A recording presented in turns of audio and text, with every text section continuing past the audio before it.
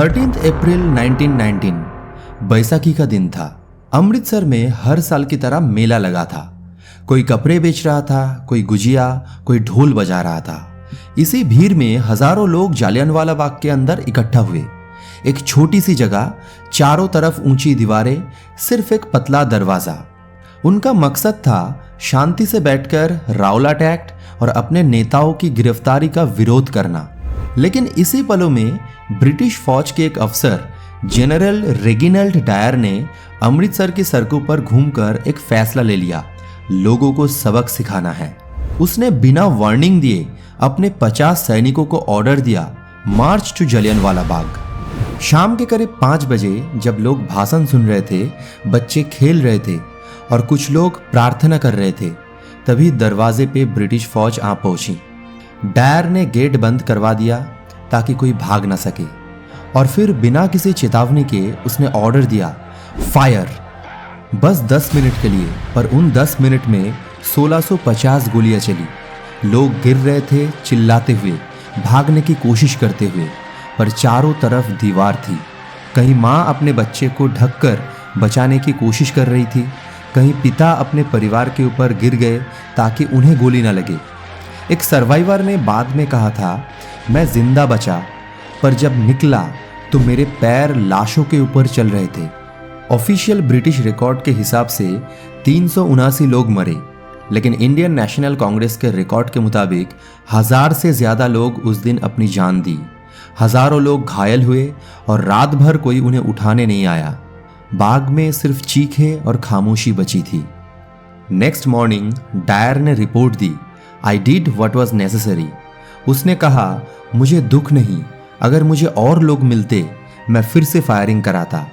ये था एक आदमी का जुनून जिसे ब्रिटिश एम्पायर ने हीरो कहा, लेकिन उसी पल भारत ने उसे हमेशा के लिए कातिल कह दिया। ब्रिटिश ने इस घटना को दबाने की कोशिश की।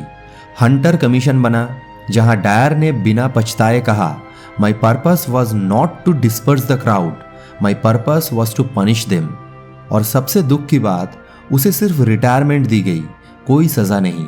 लेकिन देश में आंदोलन की आग और तेज हो गई। रविंद्रनाथ टैगोर जैसे महान कवि ने ब्रिटिश सरकार द्वारा दिया गया नाइटहुड वापस कर दिया। उन्होंने लिखा, the time has come when badges of honour make our shame glaring.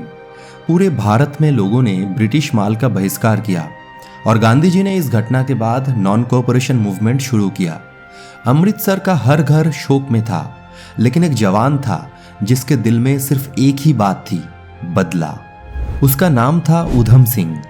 वही उधम सिंह जो उस दिन जालियनवाला बाग में मौजूद था और उसने अपनी आंखों से सब कुछ देखा था। वो बच गया था, लेकिन उसकी आंखों में उन लाशों का दर्द अमर हो गया। उसने कसम खाई, मैं इन मासूम लोगों के लिए इंसाफ लाऊंगा। सालों तक वो चुप रहा, पर प्लान बनाता रहा। 1940 में जब लंदन में एक सभा चल रही थी, जहां उस वक्त पंजाब के lieutenant governor Michael O'Dwyer, जिन्होंने डायर को पूरा सपोर्ट दिया था, मौजूद थे। उधम सिंह वहां पहुंच गया। उसने रिवॉल्वर निकाला और ओ ड्वायर पर गोली चला दी। वही दिन था जब दुनिया को याद आया, जालियनवाला बाग का इंसाफ अब पूरा हुआ। कोर्ट में जब उसे पूछा गया, क्या तुम्हें पछतावा है, तो उसने कहा, मैं डायर को नहीं मार सका, पर उसका मालिक मार दिया। मैं अपने देश के लिए जिया और देश के लिए मर रहा हूं। 31 जुलाई 1940 को उधम सिंह को फांसी दे दी गई, लेकिन उसका नाम इतिहास में अमर हो गया, शहीद उधम सिंह। आज भी जालियनवाला बाग में एक कुआं है जिसमें लोग उस दिन गोलियों से बचने के लिए कूद गए थे और दीवारों पे गोली के छेद अब भी दिखते हैं, जैसे वो हर छेद कह रहा हो, हमने आज़ादी के लिए खून बहाया था, इस मिट्टी को याद रखना। अगर आप कभी अमृतसर जाओ तो गोल्डन टेम्पल के साथ एक बार जालियनवाला बाग ज़रूर देखो। वहाँ हवा में अब भी वो चीखें गूंजती है, वो कहानियाँ सुनाई देती है जो किताबों में नहीं लिखी गई। ये सिर्फ एक ट्रेजेडी नहीं थी, ये भारत के बेचैन दिल की आखिरी चीख थी जिससे आज़ादी की आवाज़ ने जन्म लिया। ब्रिटिश लोगों के लिए ये बस एक इंसिडेंट था, लेकिन भारत के लिए ये एक जागृति थी। इसी घटना के बाद गांधी जी ने कहा था, this is the day when British rule has lost its moral foundation.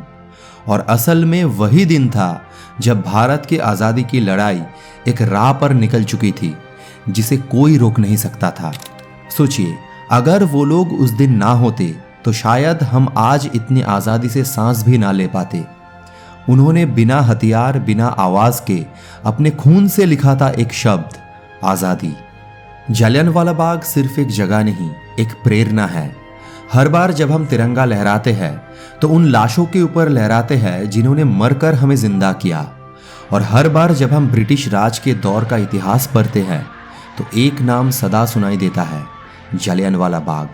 आज भी ये कहानी हमें याद दिलाती है कि जब जुल्म अपने हद पार करता है तो एक आवाज़, एक गोली, एक इंसान भी इतिहास बदल सकता है। जालियांवाला बाग में वो आवाज़ चीख नहीं रही थी, वो भारत के लिए आज़ादी का संकल्प बोल रही थी। और इसी वजह से दोस्तों, जालियांवाला बाग हमारे दिल का वो जख्म है जो भरना नहीं चाहिए, क्योंकि वही जख्म हमें याद दिलाता है कि आज़ादी कितने कुर्बानियों से मिली थी।